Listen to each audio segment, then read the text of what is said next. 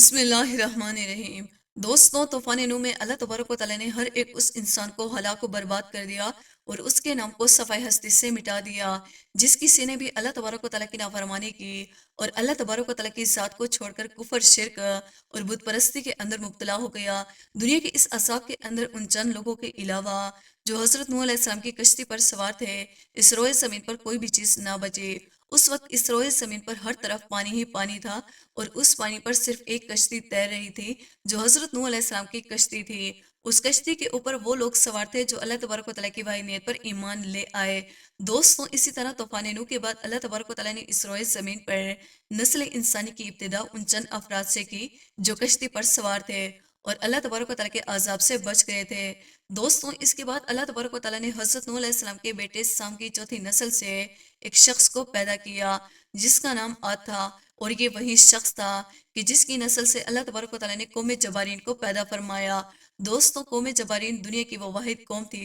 कि जिसके बारे में खुद अल्लाह तबारक व तआला ने इरशाद फरमाया, जैसे कि अल्लाह तबारक व तआला कुरान पाक की सूरह फजर की आयत नंबर 8 के अंदर इरशाद फरमाता है, उनके जैसी कोई और कौम और मुल्कों में पैदा ही नहीं की गई। दोस्तों, आज की इस वीडियो में हम आपको बताएंगे कि तूफान नूह के बाद पूरी दुनिया पर हुकूमत और राज करने वाली कौम जबारीन कौन थी और इस कौम के अफराद कितने ताकतवर थे और उनके कद कितने कितने लंबे थे। इस कौम को अल्लाह तबारक व तआला ने कौन कौन सी नेमतों से नवाजा था और वो कौम के जिसको अल्लाह तबारक व तआला ने इस दुनिया की सबसे लंबी और ताकतवर कौम बनाया था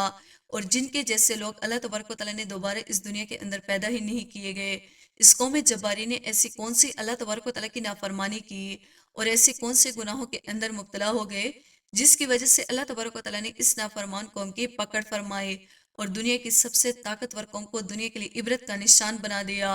और दुनिया के सबसे ताकतवर लोगों की नस्ल को हमेशा हमेशा के लिए ख़त्म कर दिया। दोस्तों, इस ईमान अफरोज़ और इबरतनाक वीडियो को देखने के लिए आपसे हमारी ये गुजारिश है कि हमारी इस वीडियो को एंड तक ज़रूर देखिएगा। दोस्तों, तूफान नूह के बाद अल्लाह तबारक व तआला ने नस्ल इंसानी की इब्तिदा एक बार फिर से हज़रत नूह अलैहिस्सलाम की औलाद से की। हज़रत नूह अलैहिस्सलाम के बेटे साम की नस्ल से एक अराबी शख्स पैदा हुआ जो कि दूसरे इंसानों से बिल्कुल मुख्तलिफ था। ये शख्स दूसरे इंसानों की निस्बत बहुत ज़्यादा ताकतवर और लंबा था। इस शख्स की नस्ल में से अल्लाह तबारक व तआला ने एक ऐसी कौम को पैदा किया जो दुनिया की सबसे पहली सुपर पावर है और दुनिया की सबसे पहली ताकतवर और दुनिया की सबसे पहली दराज कद कौम थी। दोस्तों, ज़रा सोचिए कि ये कौम किस कदर ताकतवर थी कि खुद अल्लाह तबारक व तआला फरमा रहा है कि मैंने उनकी जैसी कौम और मुल्कों में पैदा ही नहीं की गई। ये कौम इरम नामी बस्ती के अंदर आबाद थी। इस कौम को अल्लाह तबारक व तआला ने ऐसे फन से नवाजा था कि ये कौम बड़े बड़े पहाड़ों और पत्थरों को तराश कर उनके अंदर खूबसूरत मोहल्लात बनाया करते थे और इन्हीं मोहल्लात के अंदर अपनी ज़िंदगी गुजारा करते थे। जैसे कि अल्लाह तबारक व तआला कुरान पाक में इरशाद फरमाता है, इरम असादल अमाद और बुलंद सतूनों वाले। दोस्तों, उस दौर के अंदर इरम एक ऐसा खूबसूरत शहर था कि जिसके अंदर अल्लाह तबारक व तआला ने हर तरह की खूबसूरती और हर तरह की नेमत रखी थी। हर तरफ सरसब्ज शादाब बागात और तरह तरह के बेशुमार फल और अनाज मौजूद थे। इसी तरह अल्लाह तबारक व तआला ने इस कौम को बेपनाह ताकत के साथ साथ हर तरह की नेमत से नवाजा था। दोस्तों, किसी दौर के अंदर जो इलाका दुनिया का हसीन तरीन इलाका हुआ करता था और जिस इलाके के अंदर दुनिया की सबसे ताकतवर कौम आबाद थी, वो इलाका आज ऐसा सहरा बन चुका है कि जिसमें हर तरफ रेत ही रेत मौजूद है और ये एक ऐसा खौफनाक सहरा है कि आज के दौर में कोई भी ताकतवर शख्स उस सहरा में दाखिल होने की जुर्रत नहीं कर सकता। दोस्तों, कौमी जबारीन के कद 40 हाथ लंबे थे और उनकी औसत उम्र 1000 साल थी। इस कौम पर अल्लाह तबारक व तआला का ये खास करम था कि इस कौम को कभी कोई बीमारी ना लगती और ना ही उनके सर में कोई दर्द होता और ना ही ये कभी बूढ़े होते, यहाँ तक कि उनकी नस्ल भी कमज़ोर ना होती। ये लोग 1000 साल की उम्र जवानी और तंदुरुस्ती में गुजारते। ये लोग इतने ताकतवर थे कि उनकी औरतें एक ही मर्तबा में हामला हो जाती और यही वजह थी कि जिसकी वजह से इस कौम की नस्ल बहुत ज़्यादा बढ़ी और इसी वजह से उस कौम ने पूरी दुनिया के अंदर अपना असर और रसूख पैदा कर लिया और दुनिया की सुपर पावर कौम बन गई। ये कौम अगर किसी मुल्क को फतह करने के लिए उस इलाके में दाखिल होती तो वो लोग इनकी दहशत की वजह से पहले ही हथियार डाल देते और इसी तरह ये कौम उस मुल्क को अपने कब्जे में ले लेती। दोस्तों, कौम जब्बारीन 13 कबीरों पर मुश्तमिल थी। जो अल्लाह तबारक व तआला ने उस कौम को हर तरह की नेमतों से नवाजा तो ये कौम सरकशी पर उतर आई और अल्लाह तबारक व तआला की नाफरमानियां करने लगी اور طوفان نوح کے بعد قوم جبارین اور قوم عاد ہی وہ پہلی قوم تھی کہ جنہوں نے اللہ تبارک و تعالیٰ کی ذات کو چھوڑ کر بت پرستی کی بنیاد رکھی اور اللہ تبارک و تعالیٰ کی ذات کے علاوہ بتوں کی پوجا شروع کی۔ اسی طرح یہ قوم بت پرستی کے اندر مبتلا ہونے کے بعد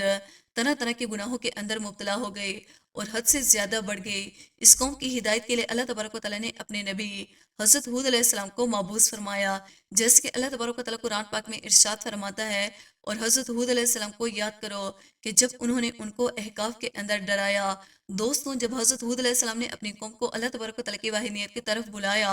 اور اللہ تبارک و تعالیٰ کا پیغام پہنچایا اور ان کو برائی کرنے سے منع کیا، تو اس قوم کے سردار حضرت ہود علیہ السلام کا مذاق اڑانے لگے اور حضرت ہود علیہ السلام سے کہنے لگے کہ تم ہمیں کم عقل نظر آتے ہو اور ہم تمہیں جھوٹا خیال کرتے ہیں۔ لیکن اس کے باوجود بھی حضرت ہود علیہ السلام اللہ تبارک و تعالیٰ کے حکم کے مطابق مسلسل 50 سالوں تک اپنی قوم کو ہدایت کی طرف بلاتے رہی اور اس قوم کے نافرمان لوگوں کو دعوت حق دیتی رہی۔ لیکن یہ بدبخت قوم اپنے گناہوں سے باز نہ آئے اور یہ گناہوں کے اندر اس قدر ڈوبی تھی کہ یہ اپنے نبی کی بات تک نہ سنتی تھی اور ان کو برا بلا کہتی تھی۔ دوستو، اس قوم کے دو بڑے قبیلے تھے جن کا نام کلمان اور خلجان تھا۔ یہ دو ایسے قبیلے تھے کہ پوری قوم کی سرداری اور حکمرانی تھی اور پوری قوم ان دونوں قبیلوں کی فرمانبردار تھی۔ پھر حضرت ہود علیہ السلام پر یہ کرم کیا کہ ان دو قبیلوں میں سے ایک قبیلہ حضرت ہود علیہ السلام کی دعوت حق کو قبول کر کے اللہ تبارک و تعالیٰ کی وحدانیت پر ایمان لے آیا، اور اسی طرح اللہ تبارک و تعالیٰ نے اپنے پیارے نبی حضرت ہود علیہ السلام کی مدد فرمائی اور ان کی طاقت کے اندر اضافہ فرمایا۔ حضرت ہود علیہ السلام نے جب ان بڑے قبائلوں کو دعوت حق دی تو قبیلہ خلجان اللہ تبارک و تعالیٰ کی وحدانیت پر ایمان لے آیا، لیکن قبیلہ کلمان نے دعوت حق کو قبول کرنے سے انکار کر دیا اور اسی طرح اپنے کفر شر پر کھڑا رہا۔ اسی طرح قبیلہ خلجان کی ایمان لانے کی وجہ سے جو لوگ حضرت ہود علیہ السلام کے جان کے دشمن تھے وہ حضرت ہود علیہ السلام سے دور ہو گئے۔ دوستوں، ان 12 قبائلوں میں سے ایک قبیلے کے علاوہ کوئی ایسا قبیلہ نہ تھا کہ جس نے حضرت ہود علیہ السلام کی دعوت حق پر لبیک کہا ہو اور اللہ تبارک و تعالیٰ کی وحدانیت پر ایمان لے کر آیا ہو، بلکہ باقی تمام قبیلے حضرت ہود علیہ السلام کا مذاق اڑاتے اور ان کو برا بلا کہتے، یہاں تک کہ ان کو قتل کرنے کی دھمکیاں دیتے۔ دوستوں، جب حضرت ہود علیہ السلام کے بار بار دعوت حق دینے کے باوجود یہ قوم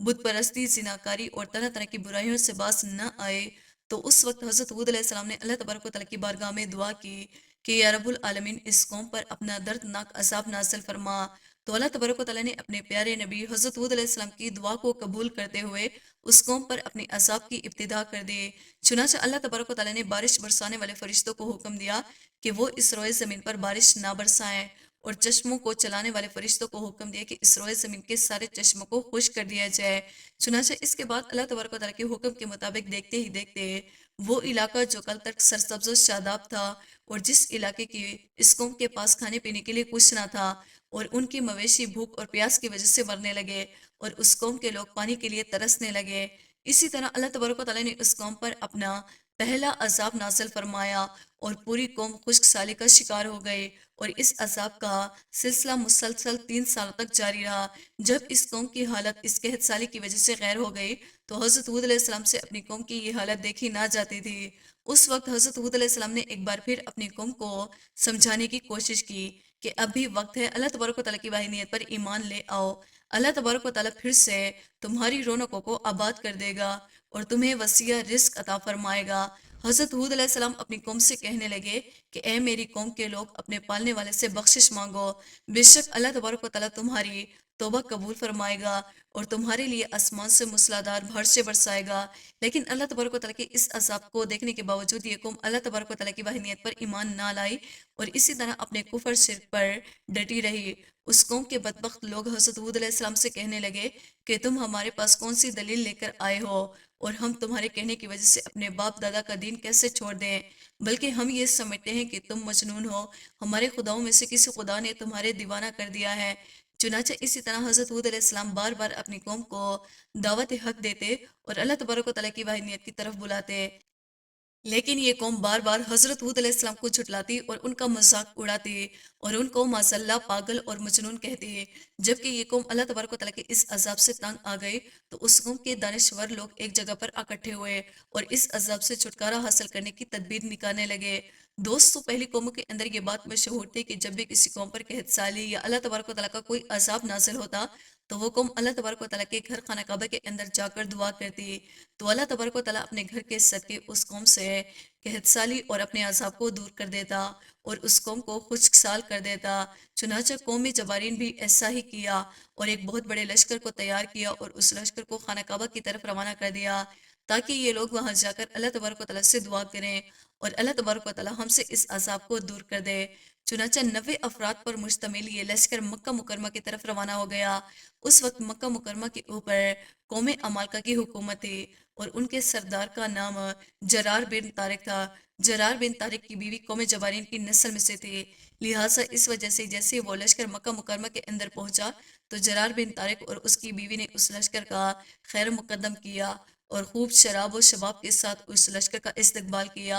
इमाम तबरी रहमतुल्लाह अलैह बयान फरमाते हैं कि कौम जबारीन का ये लश्कर एक माह तक इसी तरह गुनाहों के अंदर मुब्तला रहा और अपने मकसद से गाफिल रहा। इसी दौरान ये लोग बिल्कुल इस बात को भूल गए कि हमारे पीछे रह जाने वाली कौम का क्या हाल हुआ होगा और वो कौम किस हाल में होगी। चुनांचे जब उस लश्कर को अयाशी करते हुए एक माह गुजर गया तो जरार बिन तारिक ने अपनी बीवी के जरिए और गाना बजाने वाली औरतों के जरिए उनको उनका भूला हुआ मकसद याद दिलाया कि वो किस मकसद के लिए यहाँ पर आए हैं और वो यहाँ आकर अपने मकसद को भूल कर बैठे हुए हैं। चुनांचे उनकी याद दिलाने पर उस लश्कर को होश आया कि ये लोग फौरन मक्का मुआज़मा की तरफ गए और वहां जाकर अल्लाह तबारक व तआला की बारगाह में दुआ करने लगे। अभी ये लोग दुआ के अंदर ही मसरूफ थे कि यकायक देखते ही देखते एक सियाह रंग का बादल उनके ऊपर आ गया। उन बादलों को देखकर ये लोग बहुत खुश हुए। चुनांचे इसके बाद उन लोगों ने खुशी खुशी अपने इलाके की तरफ जाने की तैयारी की। जैसे जैसे ये लोग अपने इलाके की तरफ बढ़ते जाते वैसे वैसे बादल भी उनके पीछे पीछे उस इलाके की तरफ बढ़ते जाते। इसी तरह जब ये लश्कर अपने इलाके के करीब आ गया और जब हजरत हूद अलैहिस्सलाम ने उन काले बादलों को देखा तो हजरत हूद अलैहिस्सलाम फौरन समझ गए कि ये बादल बारिश लेकर नहीं बल्कि अल्लाह तबारक व तआला का दर्दनाक अजाब लेकर आ रहे हैं। चुनांचे जिन बादलों को देखकर ये लोग खुश हो रहे थे और बारिश समझ रहे थे, दर हकीकत वो बादल अल्लाह तबारक व तआला का दर्दनाक अजाब था जो उन पर नासिल होने वाला था। चुनांचे जब हजरत हूद अलैहिस्सलाम ने अल्लाह तबारक व तआला के अजाब को देख लिया तो हजरत हूद अलैहिस्सलाम ने एक मरतबा फिर अपनी कौम को समझाने की कोशिश की कि अभी वक्त है, तुम अल्लाह तबारक व तआला की वाहिनियत पर ईमान ले आओ और अपने गुनाहों से तौबा कर लो, मरना अल्लाह तबारक व तआला का दर्दनाक अजाब तुम्हारा मुंतज़िर है और अनकरीब तुम लोग हलाक कर दिए जाओगे। लेकिन हजरत हूद अलैहिस्सलाम की वासो नसीहत का इस बदबख्त कौम पर कोई असर ना हुआ और वो इसी तरह हजरत हूद अलैहिस्सलाम को झुटलाती रही और अपने कुफर शिर्क पर डटी रही। चुनांचे हजरत हूद अलैहिस्सलाम की ये बात सुनने के बावजूद, इस कौम को देखने के बावजूद ये कौम अपनी सरकशी से बाज ना आई और इसी तरह हजरत हूद अलैहिस्सलाम को झुटलाती रही। आखिर बात समझाने के बावजूद भी ये कौम राह हक पर ना आई तो अल्लाह तबारक व तआला ने हजरत हूद अलैहिस्सलाम को इस इलाके से हिजरत करने का हुक्म दिया। चुनांचे हजरत हूद अलैहिस्सलाम मोमिनीन को लेकर इस इलाके से हिजरत कर गए। चुनांचे जैसे ही हजरत हूद अलैहिस्सलाम मोमिनीन के साथ इस इलाके से बाहर कदम रखा तो वह बादल मजीद सियाह होते गए और देखते ही देखते दर्दनाक तूफान शुरू हो गया और उस बादलों के अंदर दर्दनाक हवा थी जिसने उस कौम के लोगों को चींटी की तरह उठा उठाकर पटकना शुरू कर दिया और कौम जब्बारीन के वो लोग जो दुनिया की सबसे ताकतवर कौम थी, उस कौम के लोग तिनकों की तरह हवाओं के अंदर उड़ रहे थे और इसी तरह इस दर्दनाक अजाब के अंदर कौम जब्बारीन के बदबख्त लोग मरना शुरू हो गए। अल्लाह तबारक व तआला का ये दर्दनाक अजाब 7 रातों और 8 दिन तक मुसलसल जारी रहा। इस अजाब ने कौम जब्बारीन के बड़ी बड़ी इमारतों और मोहल्लात को तबाह बर्बाद कर दिया और उस कौम के तमाम तर नाफरमान लोग इस अजाब के अंदर हलाक हो गए और दुनिया की सबसे ताकतवर कौम शहर को अल्लाह तबारक व तआला ने नस्तो नाबूद कर दिया और एक सहरा के अंदर तब्दील कर दिया जो आज भी दुनिया के लिए इबरत का निशान बना हुआ है। दोस्तों, उम्मीद करते हैं हमारी आज की वीडियो आपको पसंद आई होगी। वीडियो को लाइक और सब्सक्राइब करना ना भूलिएगा।